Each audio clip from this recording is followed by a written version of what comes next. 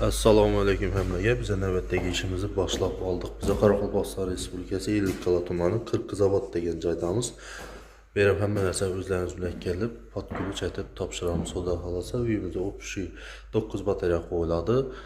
11 tochka bo'ladi. 4 kitobli xatolarimiz keldik. Bu yerda koridori beri 15 dan 2 shtuk qo'yib berdik. Obratkalarni ishni tortdik. Polon tenda zazori yo'q ekan. Hech qanday eshiklari xalaqti yo'q, bemalol ochilib beklanaveradi. Da yana bir batareyasi. Berimiz kuxnisi 4'e 4, beri 13 shtuk qo'yildi. Ayağımızdaki kichkina zali bor, yerda odamlar ekan, beri hali girib qopmadik, 20 shtuk qo'yiladi berimiz ham. Berimiz 5.5 spalnisi 15 shtuk qo'yildi. Birimiz hayvanına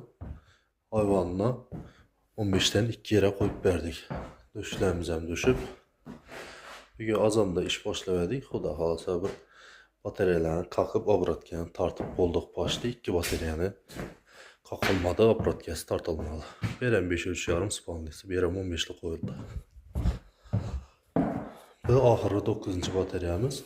Zalına koyadığımız 7'ge 5, 7'ge 4.5 spal. Zal ekan bu. 25 shtuk qo'yib berdik. Ishaq devali bilan baxt devali ochiq bo'lganligi uchun sal kattaroq qo'yildi. Ham bundan kelishda oxirgi tochkamiz.